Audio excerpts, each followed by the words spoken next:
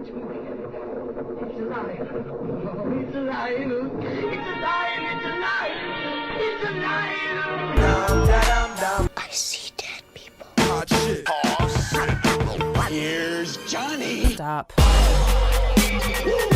We have such sights to show you. Bring the motherfucking ruckus. Fuck you too! Holy shit, man. I'm gonna be honest with you. I'm gonna be honest with you real quick at the start of the episode. I'm coming in hot. I'm feeling real good about this. I'm feeling real good about this recording. I was really amped to get in the studio tonight. I had an easy day at work, and I was real excited to get on here. So, you know, bring in the positive energy, the good vibes, and keeping us settled. And I want to introduce my guest on today's episode. He's been on a couple others. He was also on an episode of 2 episodes of Phasmophobia with us on YouTube. I'm here with my boy Glitch Blob. I haven't played that shit in forever either, honestly. It's a good time. It's like 8 it's a updates. good time. I don't even know. Yeah. I recorded like 20 hours of that game with various people and only uploaded like 3 of it because I got real sick of how hard I was working. Dude, it's a lot. All that shit. Dude, like, okay, so it's honestly, a lot of work. I like haven't really uploaded lately, but I've been like working on I can't even talk, an Elden Ring video, just because obviously there's so many fucking stupid fucking moments in this game, and I've played through it 3 times, and I just. But how can you record that game? It's a 600-hour game. Well, I did just like all the stupid moments. I did little clip recordings. So Good. I got like the highlights basically, but I realized that all of it I have like fucking Who's Line in the fucking background, or like something fucking stupid, or like Last Pod, or like something stupid in the background. So it's like funny some of the moments that it's just like watching a fucking anime in the background. It's like, oh, how do I feel about death? And I just like get fucking murdered. Actually, that moment in the game clip recording. That's hilarious. And I just go, God fucking damn it! Ah! Like you just like it's like moments like that are actually really funny. But I have to like rework pretty much the entire audio. So I like saved every audio clip of like every sound in Elden Ring, like every area, like background sound, That so must I can be a like pain in match the everything. ass. It's see like, but I low key like that shit. That shit is like maybe I'm just like the worst kind of If person. you're just into it, masochistic that's to myself. okay. But I'm that's gonna what I'm saying, level with you. but it's fucking tedious, bro. People don't get that. It takes so much fucking work. And to that's do what just the drives me tiniest shit. insane is the pain that your fingers start to feel from zooming in on these clips and matching literal sound bites up like to the perfect extent. Like that, I did that shit for 3 episodes and I was like, I'm done. I'm done. I want to do minimal effort Let's Plays. I want to literally just put a title card, play the entire fucking clip that I recorded, and then play an end card and upload it. And that's what Dead Space is. That's what Last of Us is. Like, I hope you guys are ready for minimal effort, because that's what's happening. When I spend too much time recording and I don't get a single lick of fucking feedback from Dude, anyone. it's because that shit really does take forever, and then It it's takes like fucking 2 forever, likes. and then One then of those no was one me. and then no one watches it, so I feel like I'm wasting my time. Same. So anyway, But it's fun. That's You where the gotta make it fun. podcast. That's where the podcast comes in, because now I'm able to bitch about it, and it might bring people's attention to it a little bit more. Well, I mean, even when you're uploading audio too, and you're doing the podcast edits, at least it's just audio, like praying hands, like oh my god, 100, like, doing the video 100%. and audio is the worst. What's even worse is when they're off from one another, which let me fucking tell you, So our like happens. 3 minutes of intro. It's And fucking then ridiculous. 3, man. 2, 1, Fucking 0. ridiculous. Oh, anyway, man. I was gonna say I even, to try to make it easier for myself, even I was gonna do a little like Back for Blood like intro to one of my homies, because he hasn't played since it first came out, and Oh, nice. fucking but halfway through the stream, I didn't even realize, but like it just stuck on one frame and just like for some reason just didn't record the actual gameplay, but recorded my audio. So I was like all set up. I had like a cool little like back like screen and like little What the weight screen fuck? and music and everything, and I posted up. But it's like even that is like I don't know. Maybe I should just do that though. Maybe I should just like Twitch stream things and just save and just export it to YouTube. Well, see, I try to do more than that. Yeah. Because I mean, what I feel like at the God. end of the day, here's how I look at my podcast, right? I see people that like listening to the stories and like listening to our reactions to things and like listening to our kind of bullshit meandering through a plot. Yeah, for sure. And I very quickly realized that the whole jokey, trying to make something out of nothing, kind of forceful nature of smaller videos just weren't my thing. And what I wanted to do was bring the podcast to video games. So what you're watching on our Dead Space playthrough is me and someone record essentially a podcast alongside a game while we're kind of jumping in and out of the game in things that we're talking about. Yeah, more of a Because we don't shut up the entire LP. We talk the entire 3 games. We recorded all 3 of them, and we don't shut up for any of them except for the 3rd one where both of us were kind of in newer territory. And even then, we're talking the entire fucking time. And it's because we've played these games already, and we just wanted to replay them as a sort of nostalgia, as a sort of revisit, as just like a commentary track, really, at the end of the day. Because you already know what you're doing. You're just being. But you get the added, you get the added event of watching us Idiocracy. maybe suck ass at a video game. And I think I scared multiple people with a cup when I was dead. Like. But here, when I think about what I would want to watch, I don't know if like I like long form videos. Like it's it's what I'm gonna say. I like long form videos. I the things I watch the most on YouTube are probably people breaking things down over the course of what could be an hour and a half to like 5 fucking hours in some cases. Shout out to really relate to you. JXE for breaking down Doctor Who's newest season over the course of a 5-hour long YouTube video. Oh, shit, all right. But anyway. Honestly, no, I hugely relate with you on that. Like, I just have been watching a lot of random stupid shit in background. I've been watching lately. Do you know? Okay, this is a throw. Chuckle Sandwich. No. Jay Schlatt. What was it? Charlie Slimesicle. These all sound really nerdy names. And Ted Nificent. They sound like they belong on my show. They're all. I only know them because I watch Swagger Souls, or when he uploads.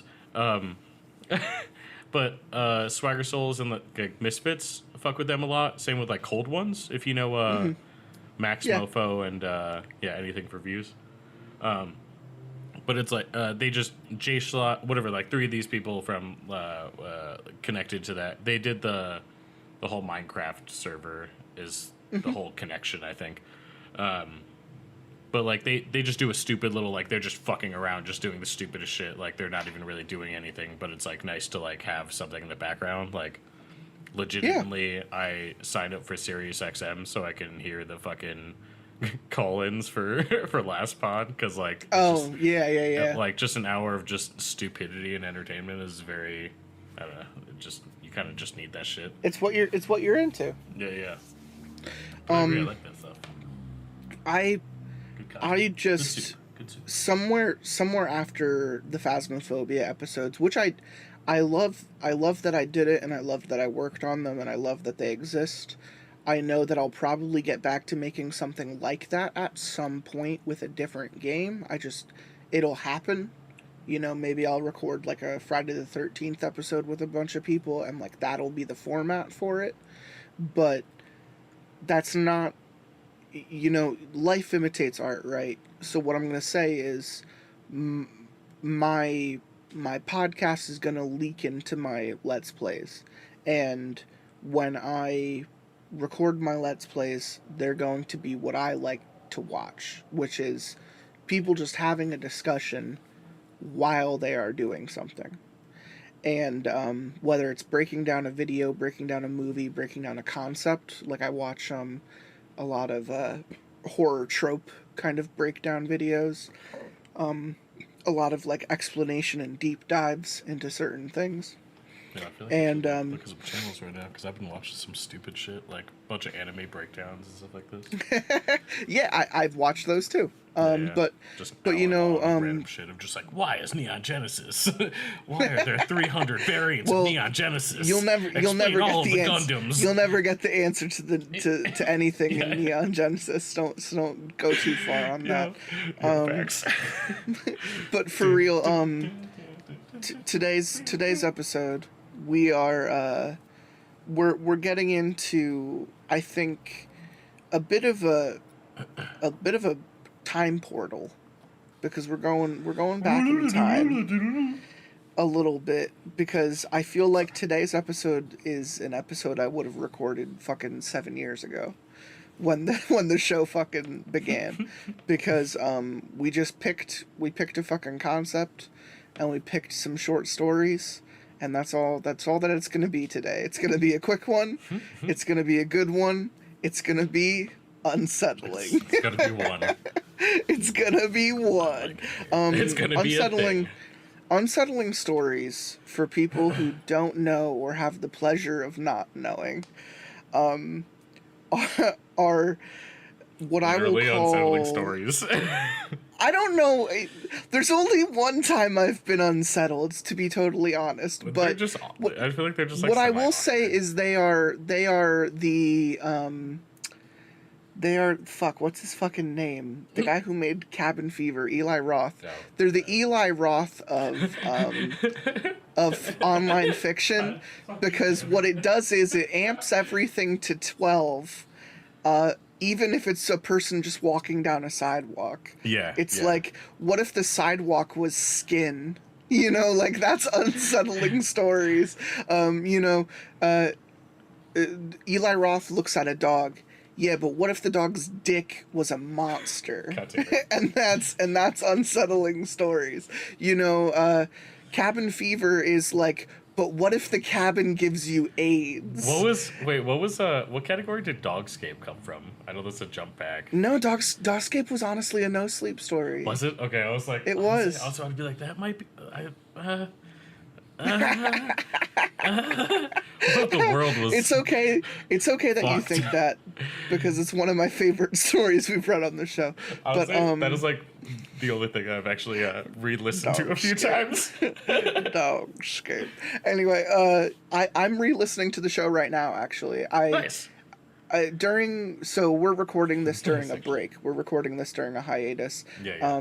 I needed to work on myself for a little bit. I am working on myself. 2020 got the show got 2023 got us all fucked up, man. Yeah. So I needed to take a longer break than usual. What I'm gonna do from this point forward, and I'm nailing it down, is I'm gonna record a whole fuck ton of episodes. I'm gonna edit a whole fuck ton of episodes, and then I'm gonna let them out, maybe like 20 at a piece, and then I'm gonna stop for like 6 months and recharge. And then while those 6 months go on, I'm going to record another 20, and I'm going to release them. The word of the rest of the season is inconsistency. I've said it multiple times. Inconsistency is the name of the game, because there's more to life than churning out content for people online. And as much as I love doing it, as much as I love everyone who listens to it, because we literally get like 2,000 listens and upload like immediately. I fucking appreciate it, but I also gotta live my life, and it's okay. It's okay to come and read unsettling stories and to get high and to sit on your couch with us for a little bit, but you can't do that for your livelihood. So I wish I could get high and sit on a couch for my livelihood, but I can't. So I can only do it sometimes now because my health is literally saying this is killing you. So that's where we're at in life. And when I went on hiatus this year, I got nostalgic and I got a little misty-eyed, and I wanted to re-listen to the entire show from the ground up to kind of connect to my roots a little bit, to kind of get us back into what into the flavor of what I felt like this show was strongest at. And I there's some episodes there that I really fucking love, man. There are some. I haven't broken through the first 100 yet, but honestly, there's some fucking gems. there are some fucking gems in there, and I'm really looking forward to listening to the entire season in one go of Left Right Game and Baraska, because I've never listened to them other than editing them. So for the actual release period of listening to those episodes, I'm actually very excited. And where we're at right now, I have a lot of really fun concepts and a lot of really fun things set up for a lot of people. So these episodes break the fucking monotony, man.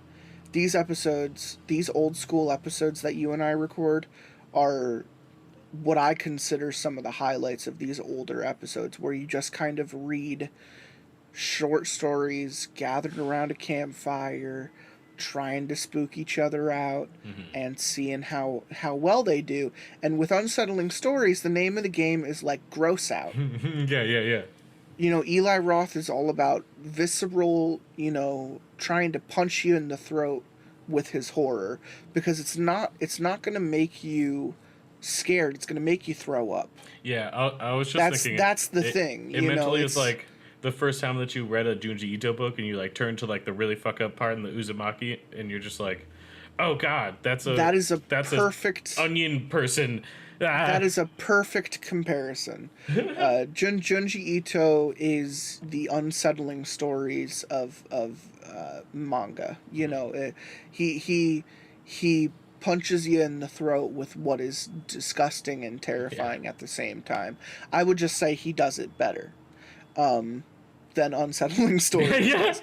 Because Unsettling Stories often rides the line of being funny with how gross it is. Yeah. Kind of like a Sam Raimi type of thing. And honestly, that's kind of why I like Unsettling Stories, because it's really just, it is, I feel like half the time it's just partially a troll story in like a gross out context. It is definitely tongue-in-cheek. Yeah. You can't tell me for the life of me that something like Sage Smalls is not tongue-in-cheek. Like pun intended, by the way. But I wasn't going to get through this fucking episode without bringing up Sage Smalls, because to date, it's the only Unsettling Stories that actually unsettled me. And it unsettled all three of us when we read it. And frankly, Crying Hawaiian hasn't been back on the show since that episode, so I'm gonna go ahead and say that he got so unsettled that he's still #unsettled to this very day. No, he moved to Brooklyn, and I haven't been able to get him back into the studio, but I've been talking to him about getting a microphone so we could record online together, and he's definitely working on it. I know he already online games, so I gotta schedule something with him that's the same way you and I do. So he's not gone. He's just, #unsettled from that Sage Smalls bullshit. But Sage Smalls is Sage Smalls is Vor. And and it came out of nowhere. Because it's not like you read the title Sage Smalls and you expect to be reading about a little man who gets off to being eaten. I can't. Words cannot possibly it's not your Friday night? describe What do you mean? what was going on in that room when the three of us read that story. So I'm gonna move on. We're reading Unsettling Stories, and you said you picked this because it can be silly. Yeah, I mean, is that what you would say? Because it is tongue in cheek. Well, it's just because it's like just so like you were saying, like it's so like abrasive and upfront. You're just like, what the fuck? You're like, just what the fuck? The dime, Like, what? the dime drops. I would say the dime drops with Unsettling Stories, and Yeah. 50% of the time, someone reading it goes, "What the fuck did I just read?" That's what I'm saying though. Like, yeah. I don't know. It's something that always just has like something stupid in it, and I feel like that's exactly what the troll humor is. Like, I wouldn't say stupid, but it exactly like you're saying. Like, when the moment fucking happens, you're just like, oh, and then actually my head exploded because of the fucking vomit everywhere, and you're just like, what the fuck is happening? Like, and then my inside spewed out I will cockroaches. also say. Yeah. I will also say the Madison stories are from Unsettling Stories as well, and I always felt like that was a very Sam Raimi concept because it's literally just like, I'm a little girl and weird stuff is going on and let me explain it in my little girl mind. And like it's very troll. It's very written on purpose to be the way it is. Mm-hmm. But at the same time, when you realize what she's actually saying, conceptually it's terrifying, because it's like, a man came into my room last night and his fingers turned into worms and they went into my eyeballs. You know, like you're just like, you're like, oh, that's silly. Okay, Susie. Like, fuck. But, and So that's, anyway. and that's what do you mean? That's just like when I was like teaching kids. It's like they'd be like, my uncle turned to death yesterday, and then he became a butterfly, and you're like, you really need to go home, don't you? Like, what is happening? Like, You've clearly experimented with drugs. I'm thinking like little kids, like I don't know, just like little kids will say like the weirdest shit. You're just They'll say the darndest thing. no, like really, like something that is just like totally psychotic, and you're just like, you're like teaching them like, now you draw a circle, and like, once mommy had a circle, then daddy made it go away, and you're like, what the fuck, kid? Like, hello, You child. need to see the guidance counselor. I Kids do are like that. fucked up. I do like that Instagram or TikTok guy who kind of he's like a Yeah. teacher, I was trying to think of. and yeah, I was then trying to think of he his and then fucking he name. like imitates the Beardy shit man. his kid. I think it's literally just called kids class, like what the kids in class say. Is it? You know, just something like that. Yeah. And yeah, that's a very clear example of I think what the semi-overweight, very like long-haired, beardy man is just. Are we on You the same got page it. here? Okay, no, I love him. That one. I love that man. I relate to him in classes. Honestly, though, kids will say the weirdest shit, and you're just like, "What the fuck?" That was either like really fucking weird or really fucking creepy. Really I'm fucking out stupid. though. Just okay. Keep drawing. I'm gonna have a beer after work. You'll go first. Okay. Then your options are between. This first title is long. Okay. Is this an anime? Is this Sakai? Never Just accepted. sorry. It is. It's who dungeon crawls to fall in God. love with a girl who was Who once is a it slime. reincarnated as a slime? Yeah. Yeah. But I am So- also spiders. But I am also a god. Okay. Never shield. accepted. I'm sorry, it's so done. Never accept a job without knowing what your work will be used for. Giggity. And then the second one is called dial tone. Oh, okay. You got like a paragraph and you got like one fucking word? Okay. Which one do you want to read? I don't even know. They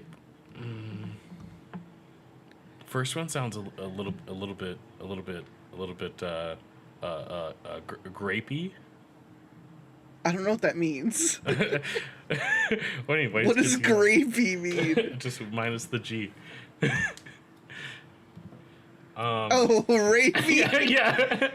No, see, when I think of that title, I actually think that it for me. Okay, so then that makes up our mind. You're gonna read dial tone because Okay, I'm heard. gonna explain after Okay. after you read dial tone. I'm gonna explain why I like the title of the other one. Okay.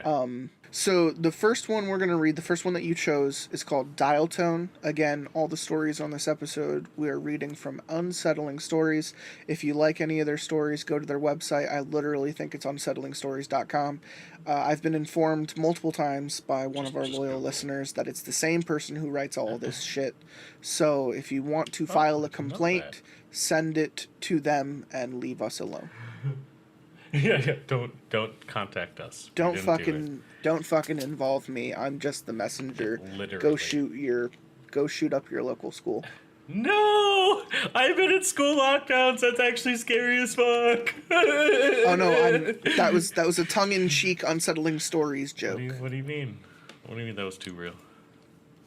I'm sorry. No, you're fine. I can't help it. I am actually sorry. I'm sorry that is a joke I have to tell, because if the United States just fucking controlled their firearms, then maybe it wouldn't be a goddamn issue to protect our children.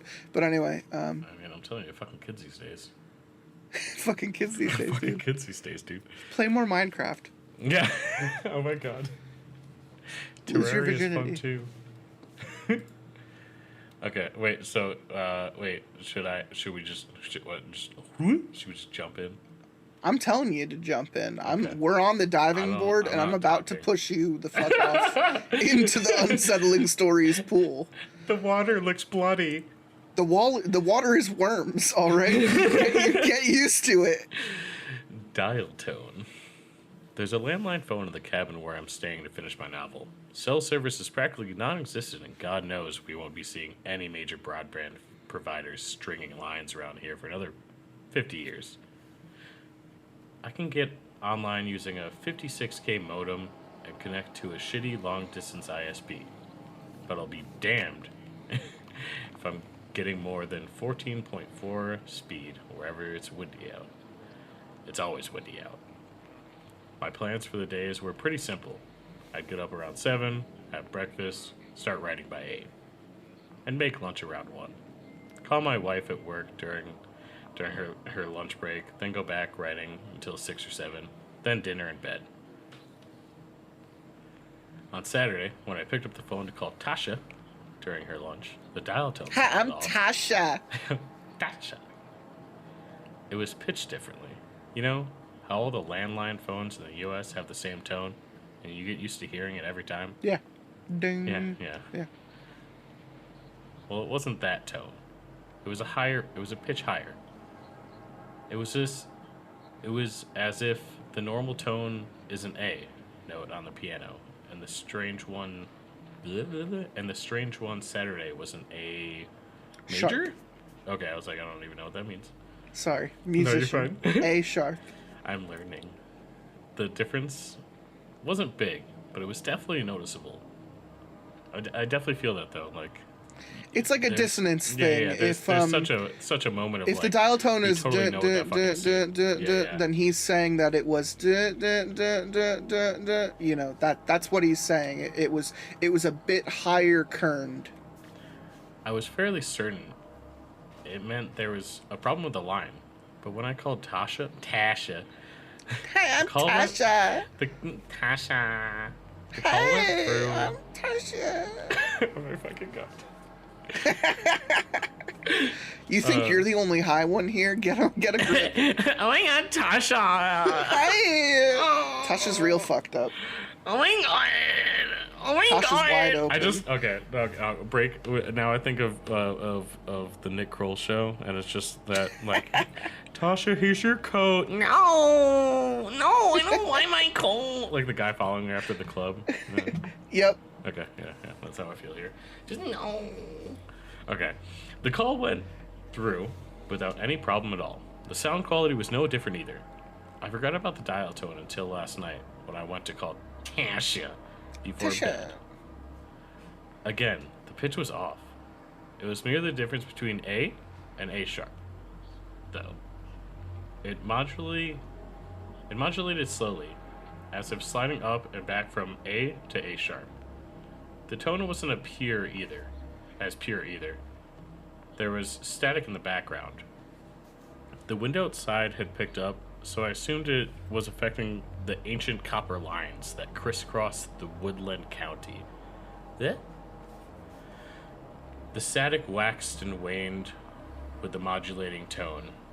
I pressed my ear to the receiver, suddenly intrigued. There were voices in the static. I couldn't make it out. I couldn't make out what they were saying over the interference and the tone, but they were unmistakably voices. There must have been some wire crosstalk over at a switching facility. Yeah, I can imagine that shit used to happen in the olden days, like all the time. Like, Yeah, I'm trying to call fucking Bernice down the street, Really? and Really? I'm You're like, stuck "Oh my talking, God." and I'm stuck talking to fucking Stanley over on the other street. Fuck Stanley. See somebody just trying to call the doctor in just the middle of it. It's like when your mom picks up the call. Just Hello. Really? Hello? Get off the line, Mom. Yeah. Who is this old lady? I just wanted to say happy birthday. You're like, oh my fucking God. Mom, I'm trying to talk to my girlfriend. Fuck. I just like crank anchors the son's on like a weird like 6-line call. I dialed Tasha, and we talked for a little while. While we spoke, the wind outside intensified. Earlier, when I'd gone to town to get some groceries, the locals told me we were in for some snow. I assumed it was starting. Cocaine. I was like, ski some mountains, bruh. Tasha and I. You know, I can't even do that. Tasha. Tasha and I were saying our goodnights when the power cut out. The room was utterly pitch black. Wait. Is Tasha a girlfriend or just a friend? Because I feel like I remember you saying just a friend, and now they're saying they're good nights. I'm going to go ahead and pull out the card. What are we?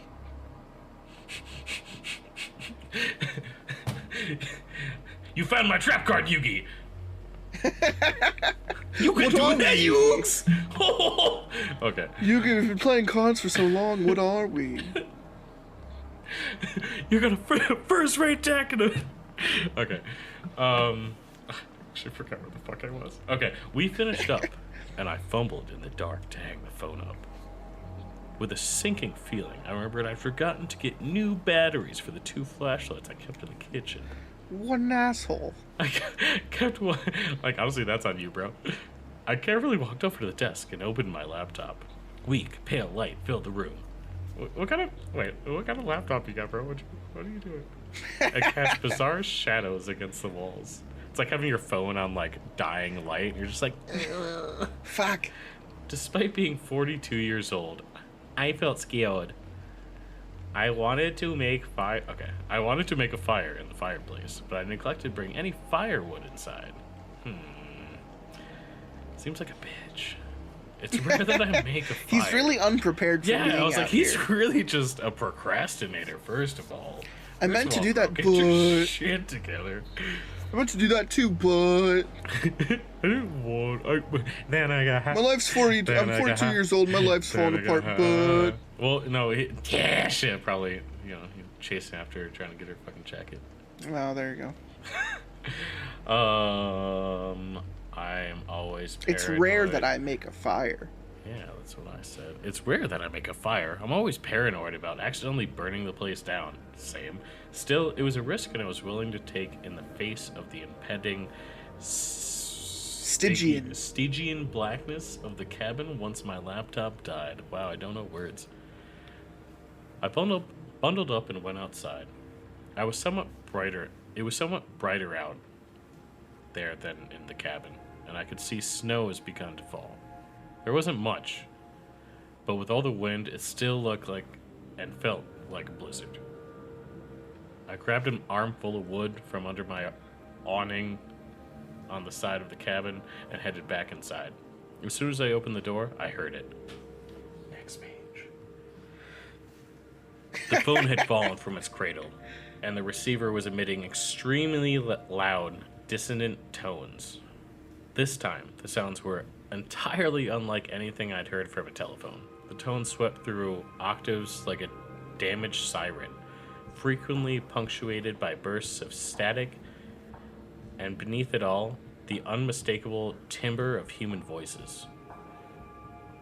The hair on the back of my neck stood erect, and my And my skins, penis was flaccid. Oh. I've never been so soft. And my skin's topography was reconstructed by goose flesh.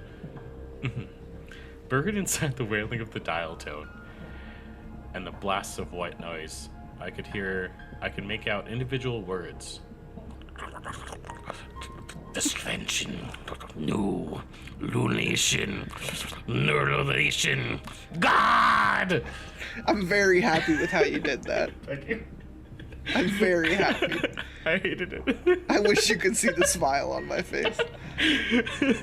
I'm giddy at how you did that. The light from my laptop faded into I nothingness. couldn't have done it better, honestly. I couldn't have. You should just see me in my free time. I'm such a dumbass. That's like, if my girl saw that, she'd be like, "Yeah, you're what's new? Hello." I gasped and dropped the wood I'd been carrying. I rushed forward to hang up the phone, but I stumbled and fell, landing heavily on the floor with my head inches from the screaming receiver. The wailing and static stopped.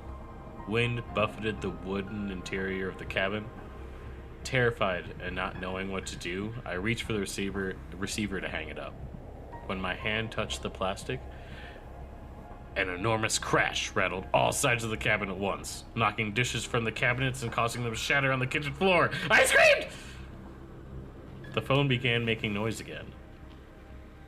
It started with a normal dial tone, but quickly warbled and warped into a shrill cacophony of sirens, static, and voices. Somehow I was impelled to put the shrieking receiver to my ear. I fought the impulse with all my strength. Even pushing my left arm against my right to stop it from moving. It was futile. The receiver touched my ear, and sounds were replaced by a single, hideous, loud voice. You're ours. You are ours. You are ours. Also, the second one, it says hours, like hours at a day, like minutes, hours, days. I just want your hours. And then the next says you are hours, ours. like mine, like snatchies. You are ours, you are as in you are mine, ours. and then you are ours. Repetition. Yeah. So one of my time, Yes. bitches. A needle of indescribably cold pain rushed through my ear. I felt its frigid length puncture the eardrum with a horrible snip sound, also giggity, changing the blaring voice to a distorted buzz. It had double does. Yeah, the. Still, I felt the pressure of the intense volume against the destroyed membrane as the pain traveled deeper and deeper into my head. Everything went white. Shing! I woke up on the floor this morning with a splitting headache and a pool of dried blood in my right ear. The events of the previous night flooded back, and I scrambled to my feet in terror. The wreckage of the kitchen was strewn across the floor. Framed pictures of Tasha and me had fallen off the walls and shattered on the hard floor. Hard wood, but hard. Hard wood. Make sure it's hard. You can't miss that. It's hard wood. It's the hardest wood. It's not called softwood for a reason. Desperate for hard wood and fresh air. I hurled myself toward the door and opened it, surrounding the cabin, contrasting against the sunny snowscape. Some of these are tongue twisters, bro. Yeah. Were thousands of dead Alliteration. birds. Yeah, they're Thousands of dead birds. I know what birds are. Each one had its head smashed with such force that its eyes had bursted and its beak was splintered into unrecognizable fragments. Vertiginous nausea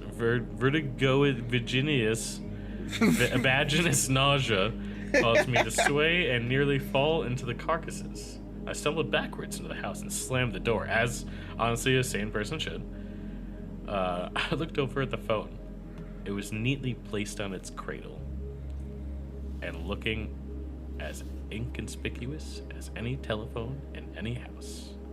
I couldn't bring myself back to pick it up and dial 911. Not after what happened. I poured through the fallen debris and found my keys. The legs of a drunkard carried me through the... What? The legs of a drunkard carried me through the... He's saying that his legs aren't acting, I'm themselves. I was like, what? Who's this man that just came in and stole your legs? My legs are Yeah, gone. I was like, whoa, who did that? Your legs are drunk. just run away. Your bottom half just books it. I pulled away from the cabin and somehow made it into the hospital without crashing. Right now, I'm writing this with a borrowed laptop from a bed in the hospital. My right eardrum is ruined.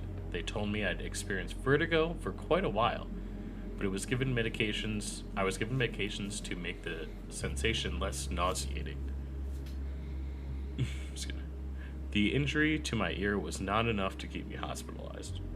In fact, it was hardly enough for the ER staff to take seriously, and they seemed irritated by my presence. That's rough. What the fuck? That changed when they asked me how it happened. I explained it to them as best I could, but all I could see in their faces was bewilderment. I'm waiting for the dime to drop. It's going to be this last paragraph.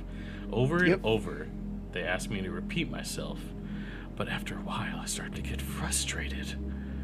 One of them handed me a pen and paper. I simply wrote, "What is so hard for you to understand?" A young nurse asked me to tell them again what happened. She held her phone out in front of her and saw she was recording a video. Again, I explained. They listened intently as I spoke. Then the nurse stopped the recording.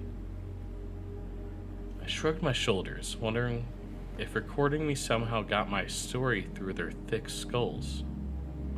The nurse turned the phone toward me and I pressed play.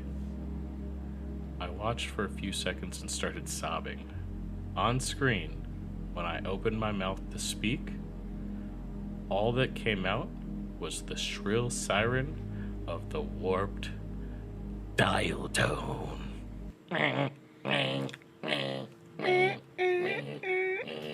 Or Yeah. Oh, yeah. which could be very creepy. In execution, it could be really creepy. To kind of see that juxtaposition of such an inhuman sound coming out of an organic being, but you know, I don't that's know. I just see like I don't even know where I've seen this. I feel like it's just a South Park thing. I just feel like a Canadian head just opened for some reason, just dial tone. I don't know.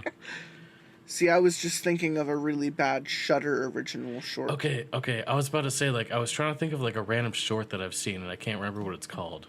Please inform me, because I think this is what I'm thinking of. Oh, I don't know any. I don't know any like this. No, like it totally. I think it was like I'm a Crypt saying TV this thing or story something. deserves to be a very short Shudder, or like creepy video on YouTube, like a creepy fictional short film. Have you ever watched Crypt TV, by the way? Side note. Yeah. Okay. Yeah. Okay. I was like, I just feel like, yeah, exactly the same thing. I feel like it should be like a little Crypt TV thing. They would do that. That's actually a really a better, a more appropriate comparison. Mm-hmm. All right. So you picked dial tone. What's next, baby? And the dime literally did not drop until the last sentence, which really. We expected. Yeah. Based off of how we went into this. So now we're gonna read. I'm gonna read another one. Trading off. I'm on page 130. Skipo. This one is called "Never Accept a Job Without Knowing What Your Work Will Be Used For. I don't think I'll ever forgive myself for being a part of something like this." And the reason I liked this one, and the reason I'm glad that you read Dial Tone, Okay. not just because it was a piece of shit, but It was because the thing I like about this one is like the mad ravings of the characters in Cube. In Cube, when they're trying to figure out why the cube exists, the one character says, "Oh, well, someone makes a doorknob in Saskatoon and sends it to a guy who makes a door over in fucking London, and he sends the door to a guy who makes a room in Quebec, you know, there no hand is shaking the other. Yeah. No, there is no eyes. As Quentin says, it's all masquerading under the facade of a torturous kind of government conspiracy, when really it's just a not seen blunder of human arrogance. And I think what I love about a fucking title like this is like the atom bomb. You know, I see what you're saying. Like Just having a small place. what's his fucking name? The guy who developed the A bomb. Yes. It's Christopher Nolan is doing a movie about him. Oppenheimer. Yeah. Thank you. I was gonna say I literally know this because my college fucking dorm was at. I was like, oh, what is it? So here is someone who had a direct hand in the process, right? And knew what it was capable of, and hated that he had to create something like this, hated that he had to oversee something like this, because you shouldn't have that power. You shouldn't want to see something you've created used to this extent. You know, so here's someone who I think made a very pretty knife and was afraid of how, you know, it could be used. And I think that there's something very there's something really scary about the connotations of that, but knowing that this is an unsettling story, it's probably going to be a lot more literal than that. So I'm not too concerned. I just conceptually like the idea. And you already turned my thoughts when you're like, oh, Cube, homie. And I was like, oh, shit, all right, I feel you. I fucking love Cube. Honestly, good shit. No, like, I've honestly weirdly seen those too many times when I was a kid. Like, I rewatch them all the time with my buddies because they're all enjoyable for different reasons. Honestly, I a side note, I actually have to, my girls never watched The Thing. No way. I feel like I'm obligated. She's never seen like anything like I had to show her like the Goonies. You know what I'm saying? Like, but she I mean that it's fair. It's fair. Not a lot of people. It's like we're shown a lot of things, and in her response, you know, The Thing is a cult classic. It's not. It's not something that's as widely appreciated. Like even she's like not like any cult classic movie pretty much has not seen. Yeah, it's a long journey, you know. I would appreciate that, honestly. Seeing a fresh take at a older age of how people might interpret shit. You know, it could be interesting. Because I haven't seen that shit in years either. Sorry, continue. Anyway, I'm gonna jump into this one. Never accept a job without knowing what your work will be used for. I don't think I'll ever forgive myself for being a part of something like this. Again, Unsettling Stories. As one might imagine, a degree in film doesn't immediately lead to job offers. I know that because I tried doing that, and it fucking sucked. At the age of 23, I was desperately looking for a job, any job really, but if I could find one that used my talents and my passion, I'd be ecstatic. When I refreshed the job section of Craigslist and saw cameraman wanted with an email address, I shot off an email as fast as I could, and within an hour, I heard back. After a brief email exchange the next day, I ended up interviewing with a thin, well-dressed man in a beautiful midtown apartment. The man, who introduced himself as Andrew, was polite and straightforward. Do you have any moral issues with homosexuality and filming homosexual acts? He asked, studying me for a reaction. I'd be like, and I thought for a minute, what? Excuse me, what'd sir. you say? I'd be like, excuse me, sir. What? I thought for a minute. I really didn't want to be involved in porn. The gay thing didn't bother me. My brother's gay, but I worried about getting myself involved in the porn industry would look bad on my resume. Still, I was broke. I told him it was no problem. and suddenly I was filming anal. Yeah, I was gonna say, oh, just his name's Anal Andrew. Whips it out, you know. Anal Andrew. Anal Andrew. Anal Andrew smiled and discussed some of the specifics of what the job entailed. And to my surprise, Andrew revealed himself as someone who will be participating in the sex acts that I'd be filming. Sign me up. Damn, all right. He led me to his enormous bedroom and bathroom and said that all the filming will be in one of these or both places. Andrew opened a closet and revealed some extremely high-end camera equipment. Everything I'd shoot with would be in 4K. Oh, fucking K. All right. Visitors to my site like to see detail, he explained. It turns out Andrew was the proprietor of a porn site that charged an insanely high amount of money for membership, but people from around the world subscribed in droves. We parted ways with him shaking my hand and offering me the position, and the pay was nearly 5 times what I'd expected. I mean, if your dick is in 4K, I mean, do what you gotta do. Yeah, I guess. can you take a step to the right? I just want this. I want this shot to, just kind of. Yeah, that's good. I need Yeah, the that's good. perfect lighting. Oh my god. Now fuck him in the ass. I arrived at Anal Andrew's Andrew. apartment the next. Anal Andrew. I arrived at Andrew's apartment the next Monday.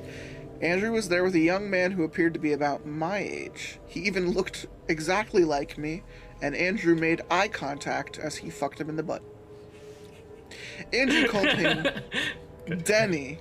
Oh, hi, Denny. DP Danny. Denny hadn't been on camera before and seemed a little nervous. Andrew offered him some whiskey, which he happily accepted. After I set up the cameras in the bedroom, Andrew asked Denny to go get ready. He left for the bathroom with a bag. Andrew gestured for me to go into the bedroom, and he followed. He reminded me that his customers like detail, which meant lots of close-ups. Again, 4K. I acknowledged this as Denny entered the room, as he was naked aside from a pair of baggy, white underwear. Please don't tell me I'm gonna fucking step into German porn. I was gonna say that's Please, nasty. for the love of God. Some fucking rolling brownouts. Some fucking... God damn it. Some fucking... I'm out of here. I don't even like these anymore. And that's how I lost Glitch Blob on the show. Unsettling takes another victim. He walked nervously to the bed and sat down. Andrew smiled and told me to start God filming. damn it! It got me with the baggy white underwear. Why did attention? To At least he detail. didn't say like diaper, But granny crinkle panties. boys. Like As the camera Oh my God. recorded, I captured the action as best I could. fuck me, sorry. The whole act took less than 10 minutes, culminating in Andrew ferociously thrusting into Denny's prone body Oh my and fucking grunting God. with a short, Ugh. violent orgasm. Ugh. Ugh. As Andrew withdrew, he slightly beckoned me to zoom in on Denny's butt to show the aftermath. Once I'd gotten job into there, focus, I Danny. closed my eyes. A small amount of blood dripped onto his pastel sheets. Oh no. The shoot was over, and Andrew thanked me and handed me an envelope Wait, with hold on. $500 cash inside. Wait, the shoot. Get it? The shoot. It was over. Get it? Okay. Well, I'm done here. No more puns. We will do 5 of these a week. Holy shit, 2,500 a week? Fucking I'd do it. I'd come that much. No, I'm not talking about the sexy asshole. You fucking dickhead. I'm so sorry. I'm going to review your work tonight, and if it's up to my standards, it'll be you manning the camera every day. I smiled and nodded eagerly just as Denny emerged from the bathroom, and he was fully dressed, but he had tears in his eyes. Before he left, he rushed in to hug Andrew. Thank you, he sobbed as they embraced, and Andrew said nothing. I left with Denny and rode with him in the elevator, and he was still crying. Out of concern, I asked if he was hurt, and he laughed softly and said, "No, I'm not hurt at all. I'm happy." When I said he didn't look particularly happy, he got quiet and told me, "I finally feel like I'm part of something now." I like how it also took him like 10 minutes just like watching a man cry for like 10 minutes and be like, okay, I'll ask. Jesus, just stop crying. Like okay, Months guy. passed, and I filmed Andrew with different men every working day. Most of the men were just like Denny, nervous and teary, but all claiming happiness and a sense of belonging after the shoot was done. I had a niggling suspicion that Andrew was filling their heads with relationship hopes, but there was no way I was getting involved with that, especially when Andrew was effectively paying off my student loans faster than my whole time at college took. I will say it again. I will gladly film buttholes for $500 a day.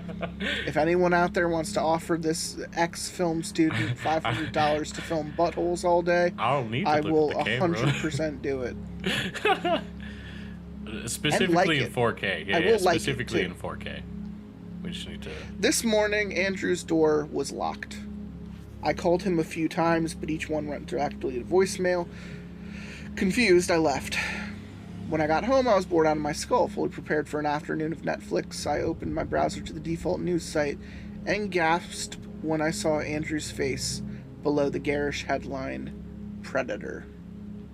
So I clicked the link. No, my child. Andrew had been arrested for paying all of those men to have sex with him. In fact, these men had all come to Andrew after hearing of his website, PrettyLittleBugs.com. I hate this. As I read the article, I realized why all the men were so grateful after their shoot. He had something they wanted desperately, and he was willing to not only give it to them, but to pay them for the opportunity to put the moment on his website. There's a lot of puns there. The article said that the men Andrew featured in his films were known as bug chasers, and they represented a vanishingly small subset of gay culture. This is actually really fucked up. Andrew's website catered to the subculture and to others simply attracted to the concept and willing to pay to watch. All the men I filmed were chasing the bug, I learned. If they found it, the article claimed, they felt like they belonged to something bigger than them. A community they could connect to and find support in. Andrew's role was to help them find that bug and that support. Andrew was HIV positive. That's fucked up. Holy shit! It's also a very real thing, and it's scary. Holy shit! That's fun. I found that for you. Wow! I mean, he did have the hand in the nuclear bomb. Just he was the nuclear bomb. Oppenheimer of my butthole. Oh my god, dude. What a way to go out though. Like, hey, fuck me in the ass so I can get AIDS. I mean, honestly, Hell of a thing. There's this whole thing, very sketchy time in New York City. I wouldn't say it like that. I don't even know why I said it like that. Whatever. There was a time that people were like going to shows and legitimately just like have a little like smiley face on a needle and just like, hey, you're HIV positive now. Just like stabbed into somebody. Oh yeah, fuck that. Like, yeah, no, that shit's I don't know. That shit's scary as fuck to me. Oh Like- yeah, fuck that. But like, honestly, when I first ever like heard about bug chasers in general, like I was just like, nope, exactly, fuck that. No, fuck that. Not literally fuck that. Not fuck that actually. No, fuck that. You go no. So 4K buttholes. So moving forward, Unsettling Stories, I'm gonna go ahead and say my story was definitely better than yours. Yeah, mine sucked. Dial Tone was like a Shudder Crypt TV short. Mine was like Philadelphia 2 Electric Boogaloo. So we're gonna continue. You're I'm gonna very give you right. two more options. We hear the two All right, titles. let's roll the dice, baby. The Empty Cribs on Hawthorne Lane, Okay. or A Short Walk on the Beach. No, I'll take the long name one now. I want a trade. I want the other one. So let me ask, The Empty Cribs on Hawthorne Lane, did you really just pick this one because it's longer, or did No, you it pick actually this one does for a sound specific interesting. reason? It sounds very, very creepy, and Hopefully not AIDS related. Yeah. Also, I'm okay if there's a butthole or two, but we can just throw back to little Hawthorne Heights. Little. There you go. Yeah. If you want to get sad. If you want to get sad. If you want to get real sad. So anyway, the empty cribs on Hawthorne Lane, Unsettling Stories. Take it away. Okay. The bloody pacifier I found hanging from my tree belonged to Alyssa Harris, who went missing from her crib 2 nights ago. I figured it had to have been Alyssa's when I saw it, but while I waited for the police to arrive, I realized it could have belonged to Matthew Roman or Muhammad Ali. Sorry, I couldn't help it. That's my nookie. Or Muhammad Ahad. Or maybe even Haley Davis. Over the last 4 years, they'd all vanished. Hawthorne Heights, Hawthorne Lane, developed quite a bit of notoriety in 2015 after Matthew and Muhammad disappeared on the same night. The Romans and the Ahads lived 4 houses apart, and as far as the detectives were able to tell, the children were abducted within minutes of each other. Both houses were securely locked, and there was no sign of a forced entry. It's an inside job. That's what I. Over here stealing babies over here, eh? Someone's on the inside. Someone's dealing babies.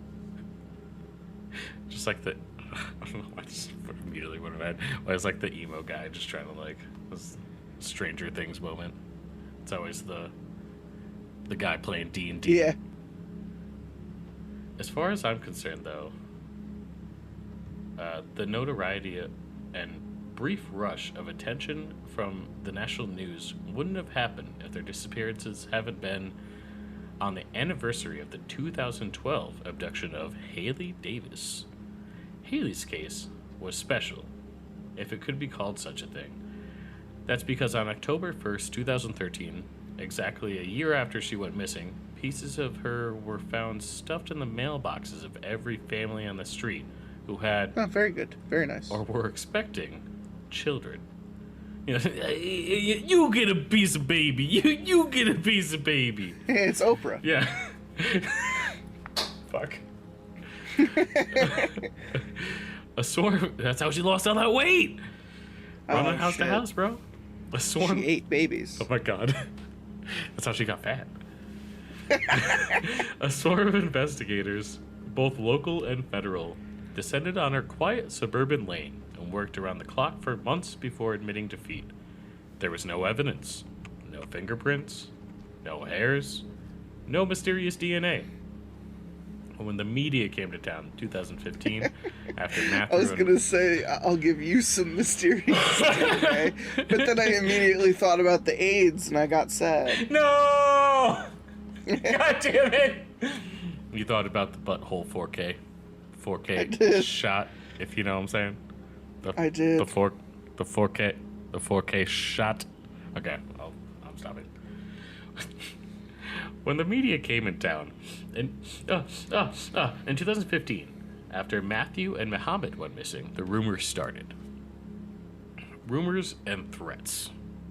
People from all over the country decided to get involved.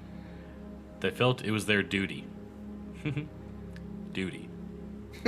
They began sending harassing letters and making threatening phone calls to the single adults who lived on Hawthorne Lane. These were people who lived there for years.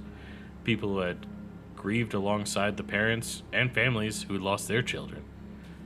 But that didn't matter to the crazies, who had been thoroughly brainwashed by cable news into believing the abductor had to be someone from the neighborhood. Inside job. Inside job? Yeah, inside job.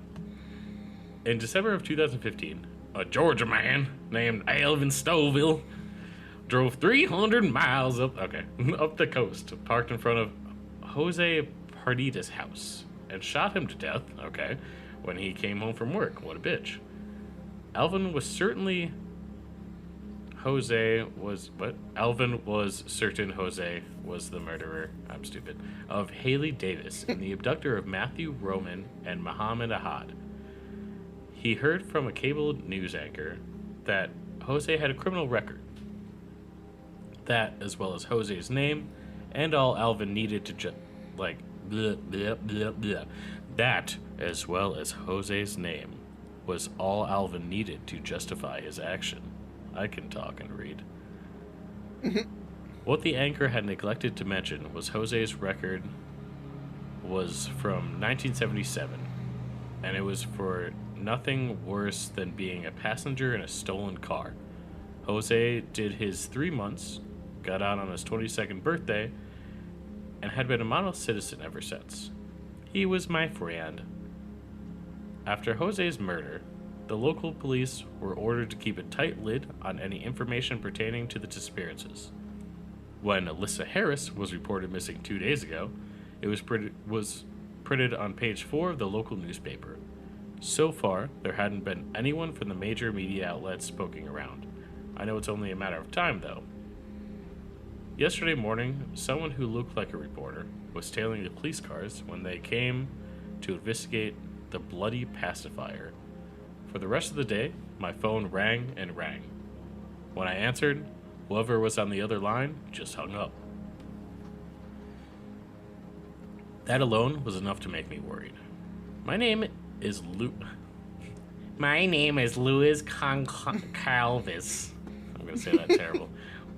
I've been in Hawthorne Lane for 40 years. I've lived by myself since Robert passed away in 1999. Jose Perdita was my next door neighbor.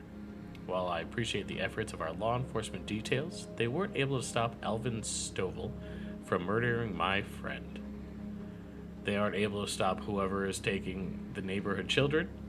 I've resorted to keeping my pistol holstered to my side all day, every day, even in my house.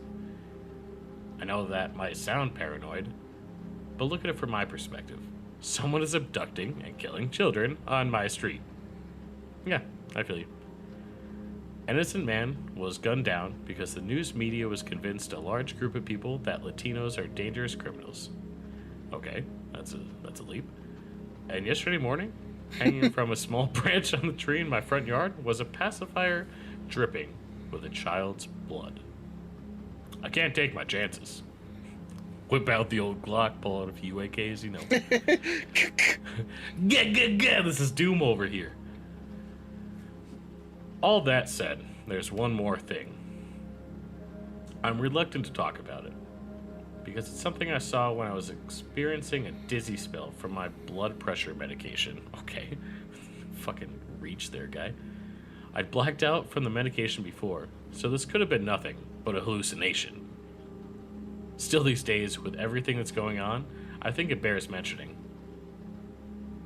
That he just likes tripping balls off his pain meds. I was washing up after a midnight snack. The sink is in front of a large picture window that overlooks the front yard. Since it was dark out, I couldn't see anything but the reflections of myself and the kitchen behind me. I was already feeling dizzy from my medication, already tripping balls from my medication, but it wasn't severe enough for me to have to sit, so I kept cleaning. As I washed the last dish, the overhead light blew. The kitchen went dark. It took a moment for my eyes to acclimate, but I could now see the neighborhood outside, and there was something across the street. Opening the Richter family's mailbox. It was Oprah. Of course it was. A wave of dizziness went through me, and I gripped the edge of the counter to steady myself. But I'm certain, despite what I'm about to write, what I saw was really there. It was Oprah.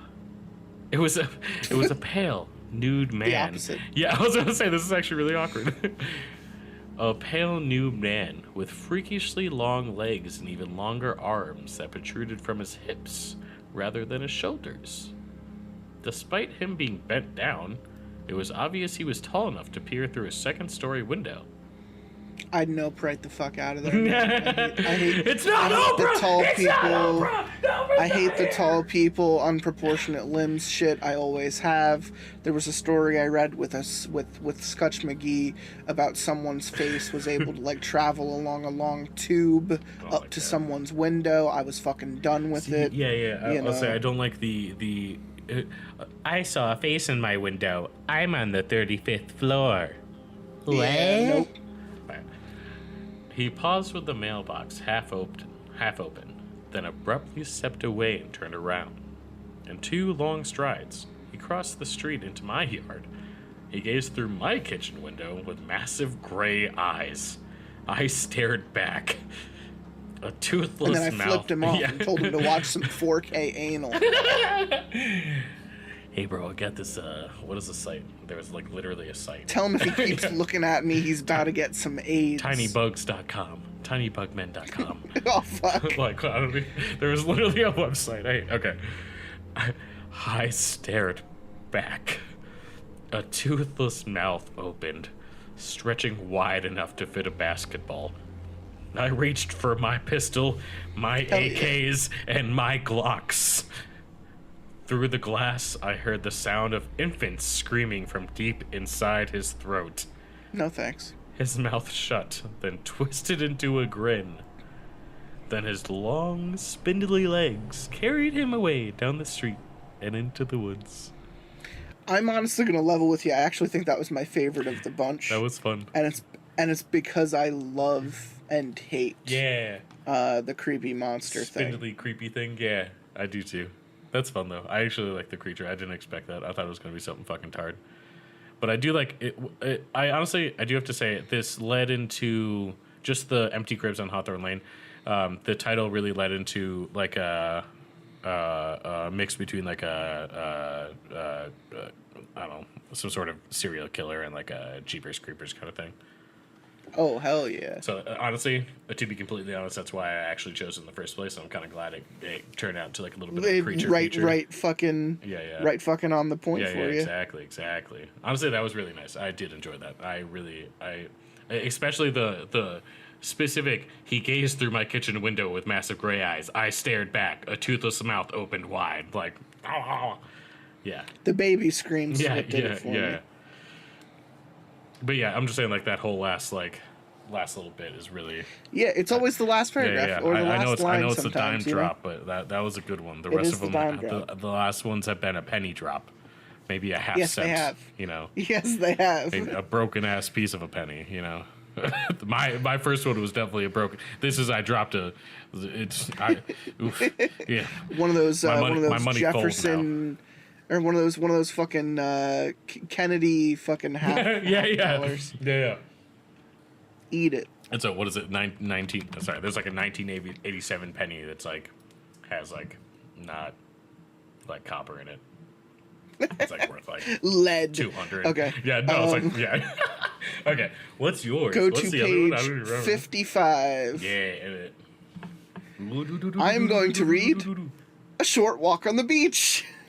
It's so nice. So much could go wrong. This is the slice of life anime you've been wishing for. If it's land sharks, I'm fucking done. Sharks. If it's Geo, I'm out of here, man. I'm fucking out Crawling of little here. fish. If you put a fish on little fucking insect legs and you come at me, I'm gonna fucking. First off, I'm gonna give you AIDS, and then second off, I'm gonna. I'm gonna shoot on your butthole. First of all, Second we're off- gonna get the full second K off- variant. I'm gonna send you German porn, and then I'm gonna run the fuck away. Spam you with littlebugmen.com. That was actually, people say fight or flight, right? Yeah. I'm a little bit of both, you know. He goes, I'm a little bit of both. No, yeah, I mean, it really I'll is give like, you AIDS, but I'll run away. I give you both options. No, I mean, I'm straight up like throwing a right hook or I'm the fuck out. I'm noped. Of course not. Especially So- if I saw a little fucking creepy little fish, first of all. I'd be out. I don't even really A like short- fish. I like eating them. Walk Sorry. on the beach. Unsettling Stories. Oh, it's the first line. Oh my god. Recalling the sensation of my eyes bursting before they turned to ash is the only feeling of comfort I can extract from that moment last year. This is what you come to expect on the Lots of Pots podcast. I was walking my dog on the beach near my home. I'm done reading it like that. The beach had been closed for the season because of a toxic algae bloom. The woods in the backyard led out to the beach, though, and I knew enough to stay away from the water. I'm not gonna lie, that would definitely break into random voices, and I have to like immediately stop it because I know that doing anything for like longer than Because okay, it's it's fucking just annoying. yeah, exactly. You realize how fucking annoying you are? I think it was like the first episode I kept just like doing a New York accent. I was like, I need to stop. What's funny is Frowns doesn't have that button. He just keeps doing the annoying voice. Maintains it though. That's the He thing never, though. That's he the never difficulty drops though. it. It's a He difficulty realizes in at the end of the story that he never should have done it in the first place. It's the lack of that hindsight. I'm gonna, you know. Okay, touche. Continue. Parker and I were finishing up when I heard splashing near the shore. I glanced over and saw what appeared to be a school of fish trapped under a thick algae sludge. I was surprised. The water was supposedly hypoxic from the algae. I assumed the fish would stay away. The splashing persisted as we walked by. Parker growled. I was concerned since he never showed any aggression of any sort since we got him neutered. But because all the anger is in the balls. I like literally. But as didn't the understand splashing those. grew louder and the water grew increasingly turbid, Parker's growls became ferocious and he started to bark and pull at his leash. I stopped and held the leash with both hands. The last thing I wanted was for him to jump in and get that algae all over him. I watched the water with Parker for a minute and then tugged the leash to get us back on track, and the splashing stopped. Parker calmed down, we turned, and began to move back towards the woods. Right when we were about to step through the tree line, Parker pulled at my leash again, and I tugged right back and moved on. Janice was making dinner, and I'd be damned if we'd be late. Parker pulled again hard, and at the same time he whimpered. I glanced down while pulling back, and my breath caught in my throat. Something was grabbing Parker's hind leg. Something thick and tubular, almost like a heavily veined tentacle. As the steady tug persisted and Parker's whimpering grew shrill and pained, I whirled around and saw the thick rope of a veiny muscle stretching from algae to my dog. Great, now this is becoming. Without fine. thinking, I stomped on the tentacle, feeling its boneless gristle deform under the feel of my foot. With a pull so powerful, it tore the leash from my hand and caused a sickening, cracking sound from the area of Parker's leg and hip. The dog was launched through the air Oh shit. and splashed into the water, and he struggled to stay afloat. This story's worse for maids because they killed the dog. I was just about to say, don't kill the dog. They killed the dog. They did the number He's one horror movie rule, which is don't kill the dog, and they killed it. He's got like and now Keanu I'm Reeves sad. ass. And now I'm sad, and now I wish I had AIDS. No, I want to have AIDS. I ran across the beach and was about to jump in when a writhing mass of tentacles of all sizes Oh my began to God. emerge from the water. And they were everywhere and stretched as far as I could see. And I've watched enough hentai to know what was Yes. going to happen next. Way in the distance, Not something the else was dog! starting to come to the surface. I was rooted to the ground with sheer uncomprehending terror. I gazed at the shape as it rose from the surf. Parker had disappeared under the water, and the tentacles slapped and writhed and twisted against one another as if they were dancing. Ricky Martin. My eyes remained riveted to the form emerging about 1,000 feet offshore. I felt a hideous pressure forming in the back of my eyes, accompanied by a blinding headache. Seagulls swooped from the air to bite the fleshy masses, only to be pulled under by smaller lightning-quick tendrils erupting from larger tentacles. As more of the mass in the distance emerged, the blurrier it got. But as pressure grew unbearable and my vision diminished, I still made out features. A hideous, gaping mouth. Clusters of holes with stalks emerging from them. Eyes attached to each stalk. And something else.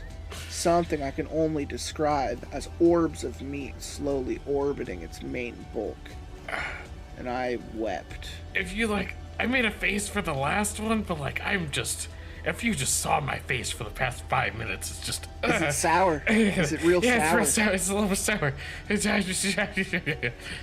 It made one sound. It's just erupting tendrils is where it started. Nope, fleshy masses. Nope. It made one sound. Only one. With a wet pop, my eyes burst. I felt the lacrimal fluid boiling as it ran down my cheeks, and there was an intense heat in my eye sockets, and I was dimly aware of my hair beginning to burn. Before I lost consciousness, I was overwhelmed by a sensation of relief that I no longer had eyes to stare at the abomination in the water. Same. I was ready to die. 3 months later, I woke up in my own bed. I'd been in the hospital for 10 weeks. My wife had cared for me the entire time. No one knew what happened to me. If it hadn't been for another passerby, I would have died on the beach. In the days that followed, I did my best to relate to my wife what had happened. She just stroked the remains of my face and tried to console me, and I could tell she believed none of it. In my eyeless nightmare, I try to move on with my life. It's slow going. After what I'd seen, I can think of almost nothing else, and there are times when I think I can get by, times late at night, while Janice sleeps and I lay on my back, gathering the emotional strength I need to carry on. But then, far off in the distance, I hear Parker barking, and their barks made by something other than him working his mouth and throat and lungs. I'll turn over in bed and imagine tears leaking out of my old eyes, knowing things will never be good again. Why the dog? Just had to do the dog in, huh? I mean, very like. Just had to do it. Very could be hentai. Could be. I'm gonna say Annihilation. Yeah. Oh my god, I forgot about that.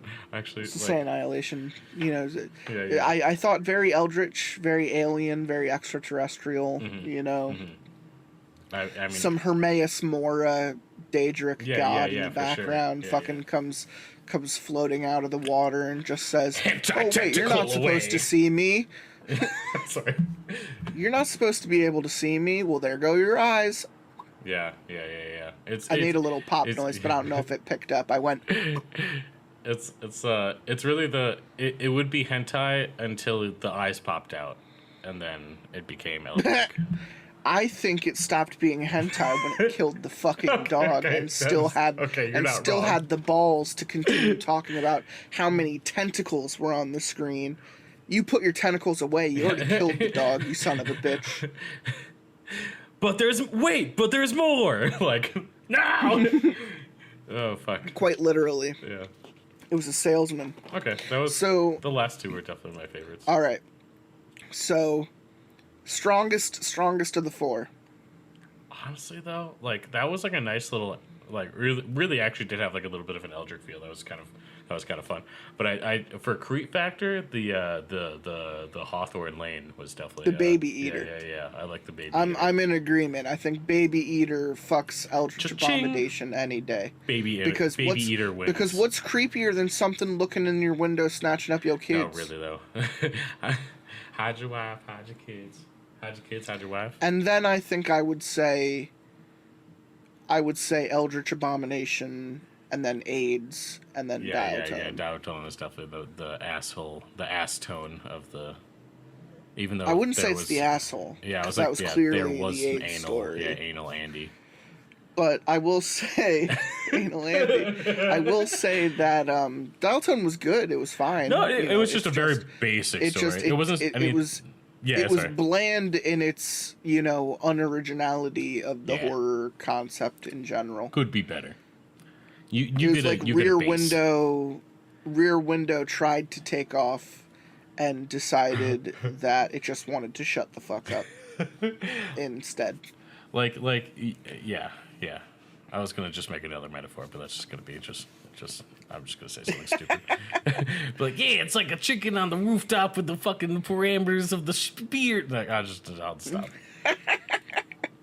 But I will say that the AIDS one is gonna stick with me, and I'm gonna have to tell Frowns about that one so that we can both fear God for a little bit, because something needs to bring him back down.